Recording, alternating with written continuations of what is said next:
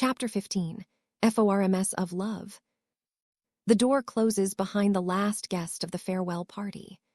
Silence gradually reclaims the apartment, interrupted only by the low hum of the refrigerator and the occasional noise of cars passing on the street. I lean my back against the door for a moment, the bittersweet sensation of farewell weighing on my chest as I observe our apartment. In the center of the living room, Fair is lying on the carpet, looking at the ceiling.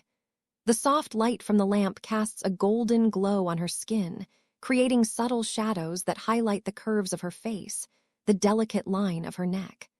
Her hair is spread around her head like a dark frame against the light beige of the carpet.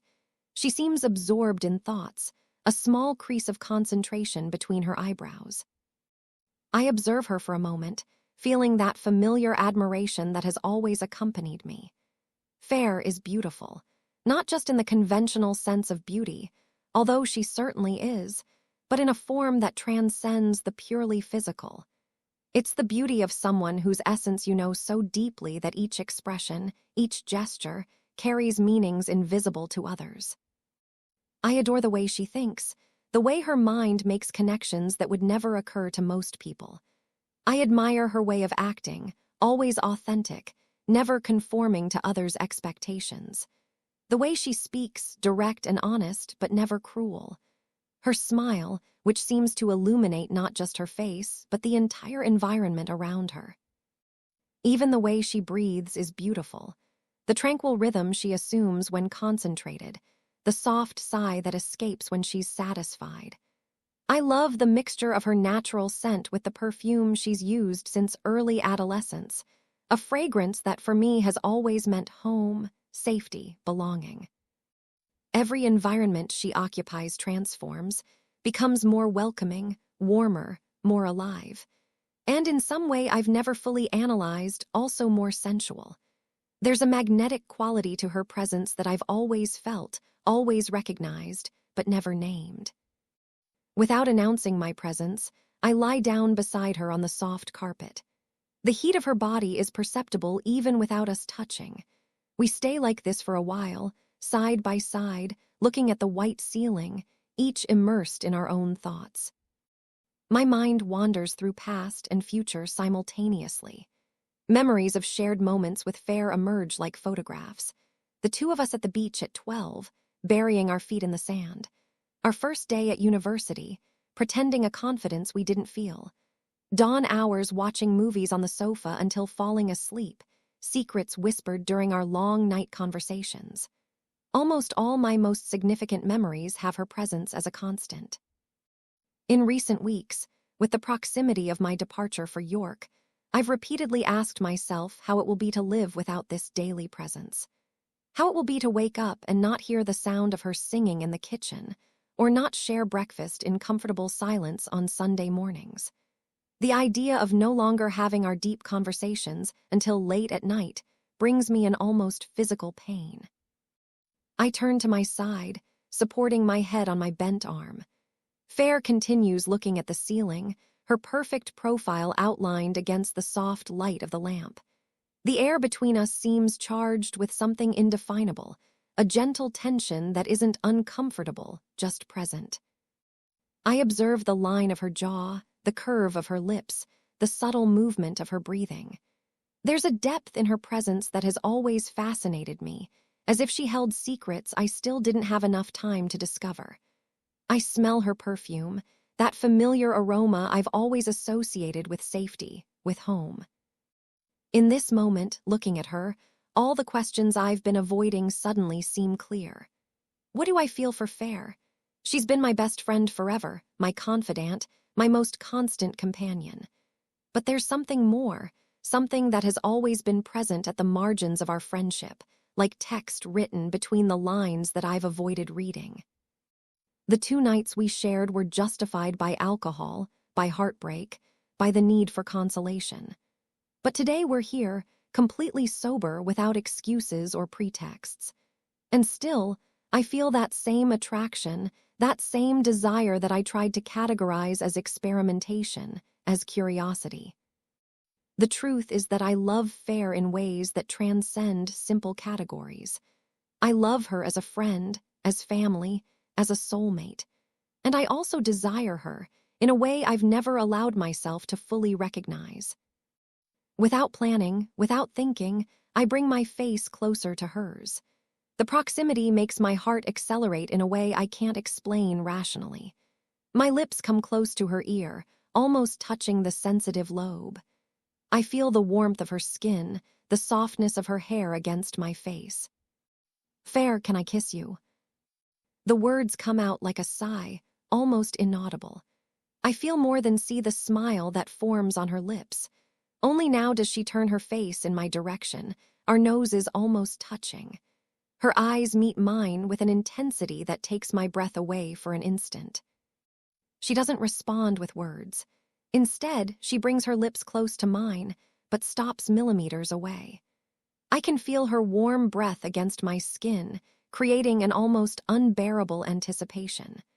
The minimal space between us seems electrified, as if small invisible currents connected our lips even before they touch. When her lips finally meet mine, the sensation is surprisingly delicate. She kisses me with a deliberate softness, nothing invasive or rushed in her movements. Our tongues meet unhurriedly, exploring each other mutually in a slow and harmonious dance. It's a kiss different from all others we've shared. There's no alcohol clouding the senses, no emotional desperation, just full presence and awareness. Time seems to lose its meaning as we kiss. It could have lasted seconds or hours. The only reality that matters is that of our lips getting to know each other again, as if it were the first time. I feel her fingers lightly touch my face, tracing the contour of my cheek with an almost reverent delicacy. Without expectations, without planning, without calculating the impact of the words, a whisper escapes from my lips when we briefly separate. "I love you." The words hang between us, simple and true. A caring and joyful smile lights up Fair's face, accompanied by a gleam in her eyes that seems to come from the soul. Without responding verbally, she kisses me again, now with a bit more intensity, but maintaining the same caring and light quality. As we kiss, I feel her fingers trace a soft path along the side of my body. She slides her hand beneath my t-shirt, her fingers finding my skin. Moving upward toward my breasts, her touches are so subtle, so delicate, that they almost seem not to touch my skin, creating an anticipation that makes my entire body awaken with a heightened awareness. Her fingers remain in this region, as if waiting for a silent permission to advance. In response, my fingers find the inner part of her thigh, sliding slowly along the soft skin. I gently push the thin fabric of her underwear to the side, feeling the heat and moisture that increase as I approach her center. A nonverbal language establishes itself between us. The more my fingers venture, the more hers approach my breasts. Finally, her fingers find the tip of my breast directly, the bare skin under my t-shirt. With touches so soft and gentle that they barely seem physical, she begins to make circular movements, provoking an intense mixture of excitement and shivers that run through my entire body. The sensation goes beyond simple physical pleasure. There's an almost transcendent quality to this specific touch, as if she knew exactly how to awaken each nerve ending. The intensity of the sensations grows gradually, until I feel completely enveloped by desire. I want to reciprocate, but I realize my movements don't have the same delicacy. My hand continues between Fair's legs, feeling the direct moisture of her skin. I try to be delicate, wary of not getting the rhythm or pressure right, and begin to make slow movements, carefully observing each small reaction on her face. Gently, Fair removes my hand from between her legs. She leans over me, and in a fluid movement, raises my t-shirt enough to expose my breasts. Her lips replace her fingers, finding the sensitive skin she was touching before. The moist heat of her mouth on my breast sends waves of pleasure that spread throughout my body. Now, with my free hand, Fair focuses all her attention on giving me pleasure. While her mouth explores my breasts, her hand slides down my abdomen, fingers tracing circles increasingly lower. She finds the edge of my pajama pants, and with delicate movements, her fingers dip beneath the fabric, sliding over my underwear. The sensation of her fingers over the thin fabric is already enough to make my breathing accelerate. With impressive delicacy, she moves the fabric to the side, allowing her fingers to find my skin directly. Her movements are precise, awakening sensations that I no longer need to justify with alcohol or heartbreak. For the first time, I surrender completely to the pleasure we feel together, without guilt, without pretexts, just the truth that I desire this, that I've desired it for a long time. Finally, I can appreciate each touch for what it really is. A deep connection between us, without the need for classifications or explanations. I realize I'm experiencing a deeper dimension of this connection between us, a form of communication that dispenses with words, that is based on breaths, subtle tremors, small muscle contractions. I try to follow her movements, mirroring her rhythm, her pressure, her cadence. Gradually, our clothes become unnecessary obstacles. Each removed piece reveals a new landscape of skin to be explored, appreciated, venerated.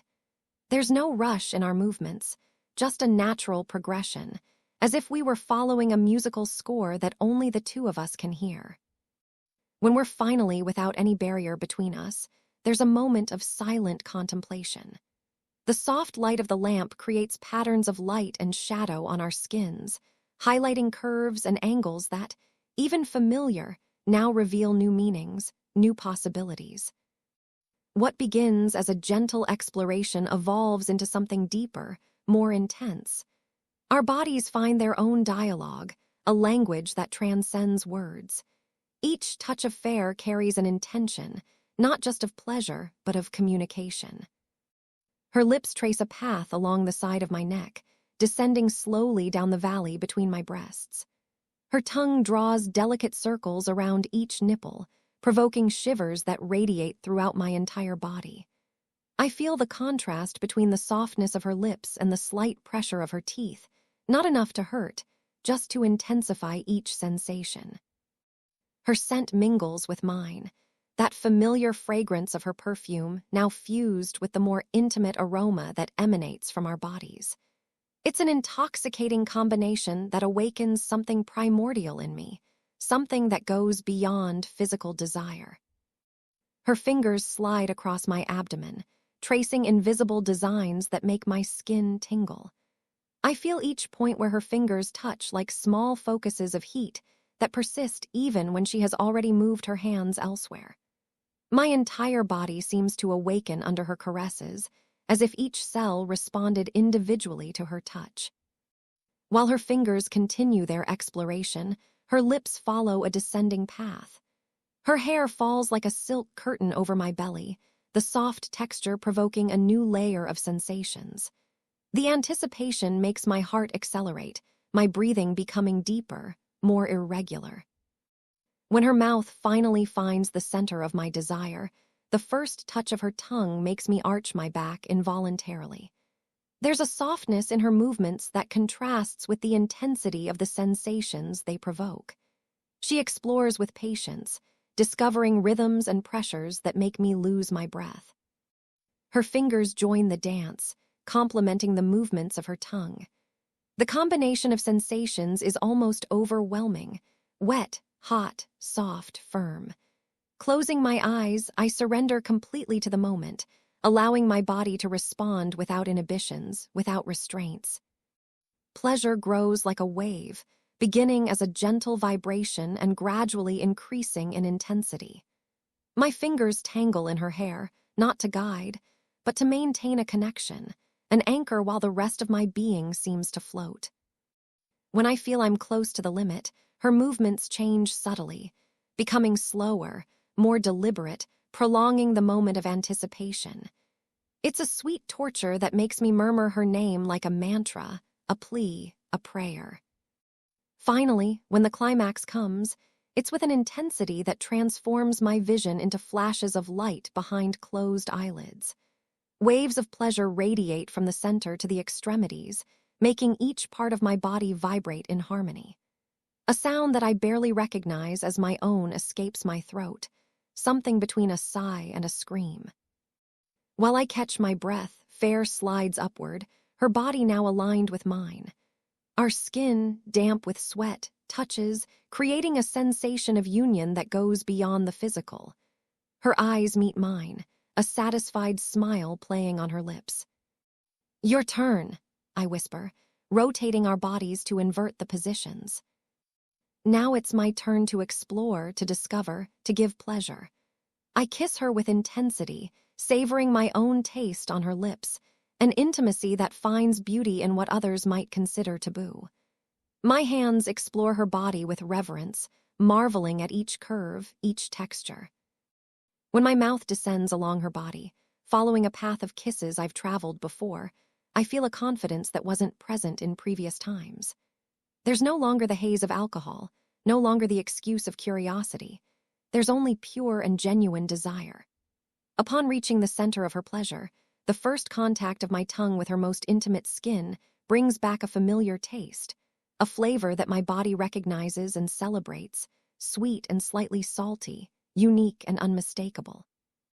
It's the taste of Fair, a flavor I've experienced before, but that now I appreciate with a completely new clarity and surrender. The recognition of this taste awakens in me a wave of desire even deeper. This is not unknown territory, but a place to which I was always destined to return. My tongue traces patterns that make her body respond, movements that I recall having provoked the deepest moans in our previous encounters. There's a confidence in my movements now, born not just from familiarity, but from the total acceptance of what we're sharing. When my caresses become more focused, more intentional, I carefully observe her reactions.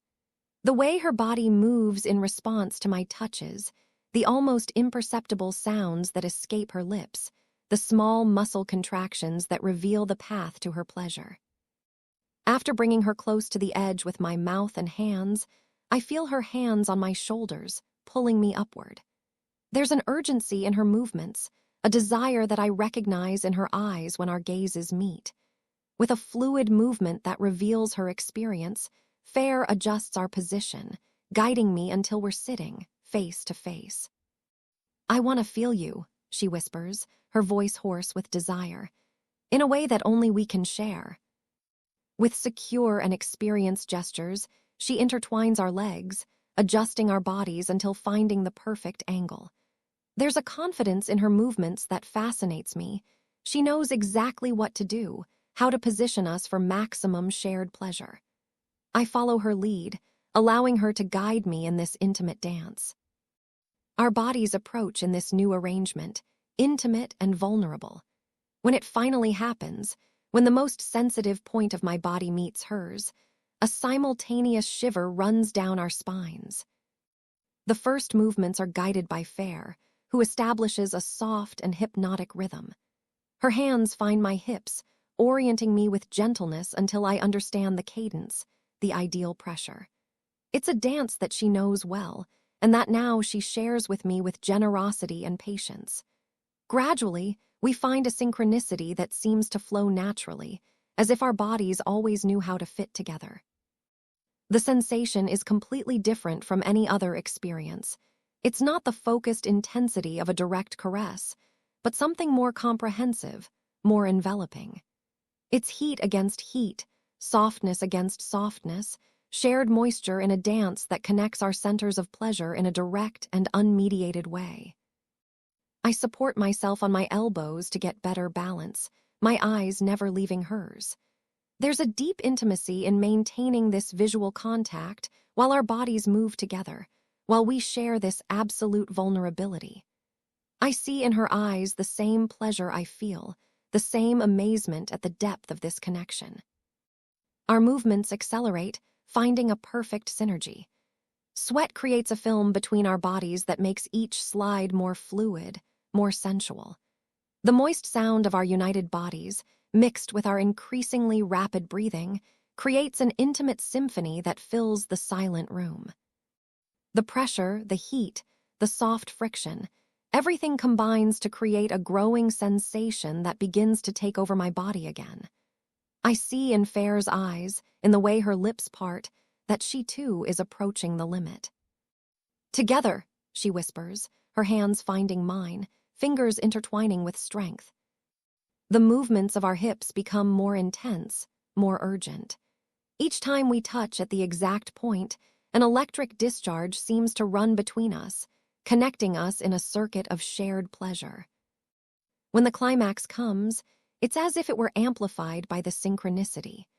I feel the tremor of her body at the same time that my own body shudders, creating a feedback loop of sensations that prolongs the pleasure beyond what I've ever experienced.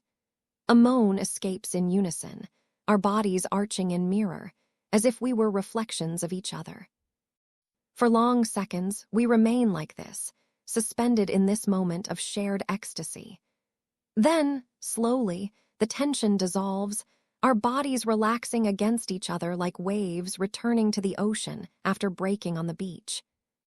I slide to the side, our bodies still partially intertwined, our breathless breathing gradually returning to normal. The air around us seems charged with something almost tangible, not just the characteristic aroma of our united bodies, but also an energy that remains, like the residual glow after lightning.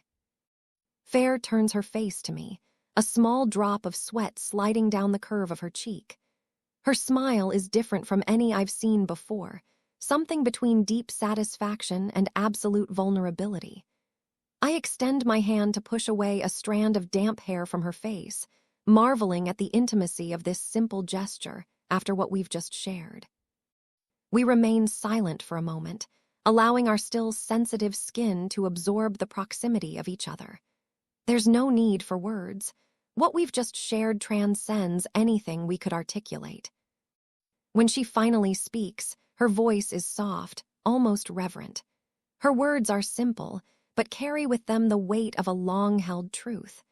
A secret revealed not in desperate confession, but in serene observation. "I love you too, Sophia, always have." The simplicity of the statement, the naturalness with which it's offered, brings tears to my eyes. They're not tears of sadness or even joy, they're tears of recognition, of a truth finally embraced in its totality. Our bodies draw close again, not with urgency, but with the comfort of those who have found a place of belonging. Her hands trace lazy patterns on my back, while mine explore the texture of her still damp hair. After this wonderful act of reaching climax, communicating almost without words, just with our bodies, giving and receiving pleasure without pretexts, without doubts, without any kind of guilt, my head that before was just doubt, guilt, remorse seems clear. I feel Fair's body nestled against mine, her soft breathing against my skin, her warmth enveloping me as it always has. I think of Pedro, how I admired his intelligence, his honesty, the way he saw me beyond appearances. All qualities that I've always experienced beside Fair, without realizing that what I sought in others was already present in the person who never left my side.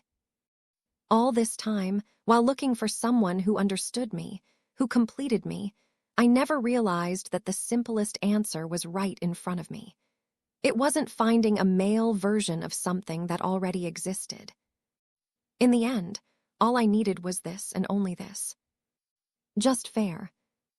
I wake up on the living room floor, in the arms of the person I now know I love more than anything and in every way possible. The soft morning light filters through the curtains, creating golden patterns on Fair's skin, who still sleeps peacefully. I observe her face for a moment, the curve of her slightly parted lips, the expression of absolute peace. I rise gently, careful not to wake her. My muscles protest slightly physical memories of the night before. I walk silently to the bathroom, feeling a strange lightness, as if something that had been trapped inside me had finally been released. Under the shower, I let the hot water run down my body while contradictory thoughts invade my mind. For a moment, like a teenager, I think about giving up studying abroad, something that had already crossed my mind when I was with Pedro. But with Pedro, they were empty thoughts, something I knew I wouldn't do, that I wouldn't throw away all my effort and my parents' effort. Now, even knowing it's a foolish thought, it's a real thought. The idea of leaving Fair, after finally finding this truth between us, seems almost unbearable. How can I depart now, when I've finally understood what was always in front of me? When I come out of the bathroom, wrapped in a towel, Fair is already up. She looks at me with a beautiful smile, but her eyes carry an unmistakable melancholy. The silence between us is dense, loaded with things unsaid. Without much preamble, I find my voice. Fair, what I said yesterday is still true. It wasn't just in the moment of pleasure, in the heat of the moment. I really love you as a friend, as a sister, as a lover. You are my soulmate. Before I can continue, she interrupts me, coming close until she's just inches away from me. But you need to go, she says with a voice soft but firm, and I would never let you stay. Sophia, you are the love of my life and will continue to be when you return. For a moment, very hypocritically, I suggest something I told Pedro was crazy. Long-distance relationship, then. Fair smiles. We don't need to give it names. I'll wait for you here, and if anything happens, I'll be there when you need me. But I don't want to hold you back, not because I don't feel jealous. I always have. But my love is more than that. I'll continue loving you even if you discover a new passion when you're away. I don't want you to feel trapped by some label we give this now. I think about arguing, saying I would never betray her, that from today I would be completely hers, but I don't. I only say, I love you. I'll think of you every day and every night, and when my mind starts to cool the hot moments we've lived, I'll imagine new ones to put into practice when we meet again. I can't wait, and I think we still have some time before you leave. Fair says this already against my mouth, a warm kiss, followed by her hand guiding me to the bedroom. Soon our bodies were connected, and what was just Fair, and what was just Sophia, now is Fair and Sophia.